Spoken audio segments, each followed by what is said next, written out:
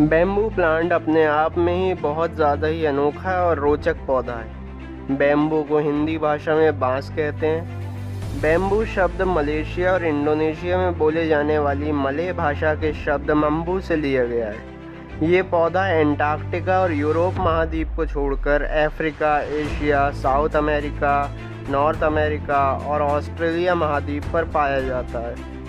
इस पौधे की तकरीबन 1718 प्रजातियां हैं, जिसमें से 114 प्रजातियों को कमर्शियली यूज़ किया जाता है। ये पौधा एक घास कुल का पौधा है, जिसे दुनिया की सबसे बड़ी घास होने का भी दर्जा प्राप्त है। इसकी कुल लंबाई तकरीबन 30 मीटर होती है और मोटाई 20 सेंटीमीटर तक होती है। बैम्बू की एक प्रजाति है डेंड्रोकैलमस सिनिकस, जो दुनिया की सबसे बड़ी बांस की प्रजाति है, जिसकी हाइट 40 मीटर और मोटाई 30 सेंटीमीटर तक होती है। वैसे तो बांस के पौधे की लंबाई और मोटाई अलग अलग प्रजाति के हिसाब से भी अलग अलग होती है और इसके बढ़ने की दर भी बहुत ज़्यादा ही तेज़ होती है। एक औसत के हिसाब से देखें तो इसका पौधा एक दिन में 41.9 सेंटीमीटर तक ग्रो हो जाता है और Guinness book of world record के अनुसार तो दुनिया का सबसे तेज़ी से ग्रो होने वाला बैम्बू प्लांट की ग्रोथ रेट तकरीबन 91 सेंटीमीटर पर डे करीब है। ये पौधा बहुत ही अलग अलग प्रकार के शेप, साइज़ और कलर में पाया जाता है। ये हरा, काला, नीला, सफ़ेद, लाल, पर्पल, नारंगी, ग्रे और ब्राउन कलर में पाया जाता है और इस पौधे में छाल नहीं होती, जो कि इसको घास कुल का होने को दर्शाता है। इसकी एक बार पूर्णतया ग्रोथ के बाद ना तो इसकी लंबाई बढ़ती है और ना ही इसकी मोटाई में कोई फ़र्क पड़ता है। बांस का पौधा बहुत ज़्यादा ही एक्सट्रीम कंडीशंस को भी बर्दाश्त कर लेता है, जो बाकी पेड़ पौधे नहीं कर पाते। ये समुद्र से 4000 मीटर तक के ऊपर पाया जाता है, जो कि एंडीज़ और हिमालय पर्वतमाला के -20 डिग्री सेल्सियस में भी उग जाता है और ये पौधा सूखे को भी बर्दाश्त कर लेता है। और एक्सट्रीम कंडीशंस को बर्दाश्त करने की बात चल ही रही है तो इस पौधे के बारे में एक ज़बरदस्त बात है कि अमेरिका द्वारा 1945 में जापान के शहर हिरोशिमा के अंदर एटम बम गिराए गए थे, जिसकी रेडिएशन की वजह से सब कुछ तहस नहस हो गया था।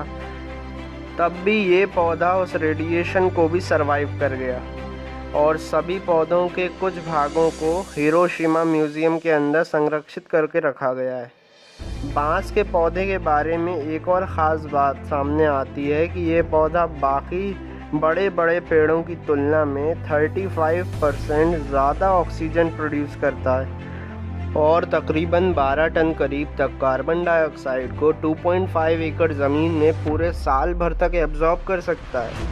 ये पौधा गर्मियों के दिनों में अपने आसपास के तापमान से करीब 8 डिग्री तक कम कर सकता है और 30% तक अपने वातावरण में मौजूद हवा को भी प्यूरिफाई करता है। इस पौधे की जड़ें बारिश में होने वाली मिट्टी के कटाव या सॉइल इरोजन को भी रोकती हैं। और क्या आप जानते हैं कि बैम्बू स्टील से भी ज़्यादा ताकतवर मटेरियल है, जिसकी टेंसाइल स्ट्रेंथ स्टील की तुलना में काफ़ी ज़्यादा होती है और यही चीज़ बैम्बू की लकड़ी को बनाती है दुनिया की सबसे ताकतवर मटेरियल में से एक चीज़।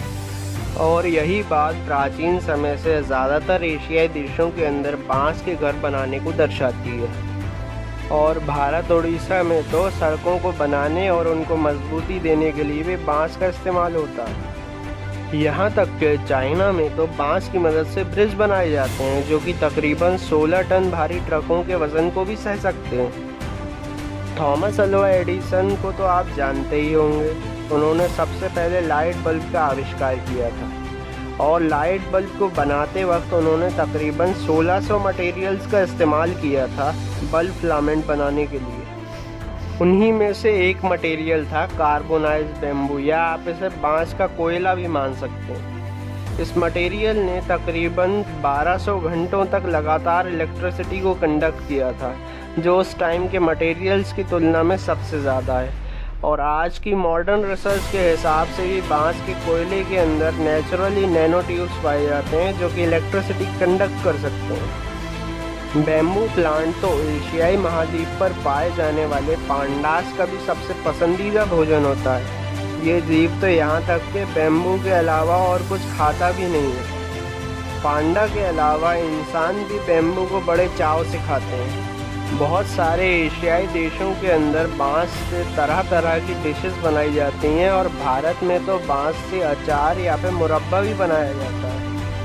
ये प्लांट नेचुरल एंटीबैक्टीरियल होने के साथ साथ नेचुरल डीओडोराइज़र भी होता है, जो किसी भी प्रकार की दुर्गंध को ख़त्म कर सकता है। और इसमें बहुत सारे मेडिसिनल प्रॉपर्टीज़ भी पाई जाती हैं, जैसे ये हमारे पेट में पाए जाने वाले कीड़ों को मारता है, हमारे शरीर के अंदर सूजन को ख़त्म करता है, हमारे शरीर में खून के थक्के जमने से रोकता है और गले के अंदर होने वाली बहुत सारी बीमारियों को भी ठीक कर सकता है।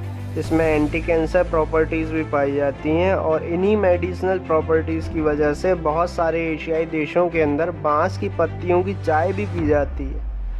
आज दुनिया भर के कई हिस्सों में बांस की खेती हो रही है, जिसके अंतर्गत बांस के पौधे बिना किसी फर्टिलाइज़र या फिर पेस्टिसाइड के बगैर 3 से 5 साल में फुली मैच्योर हो जाता है।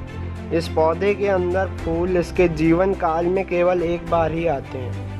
अगर बांस के कमर्शियल यूजेस की बात की जाए तो बांस का पौधा आज टेक्सटाइल इंडस्ट्री में यूज़ हो रहा है, जहां बांस के रेशों से टी शर्ट्स, टॉवेल और साड़ी बनाई जाती है। आज बांस की लकड़ी से फर्नीचर, ऑर्नामेंट्स, म्यूज़िकल इंस्ट्रूमेंट्स और बहुत सारी ड्यूरेबल यूटेंसिल्स बनाई जाती हैं। इसके अलावा बांस की पत्तियों को दुधारू जानवरों के चारे के रूप में भी इस्तेमाल किया जाता है। तो आज का हमारा प्रोग्राम यहीं ख़त्म होता है। So goodbye and take care.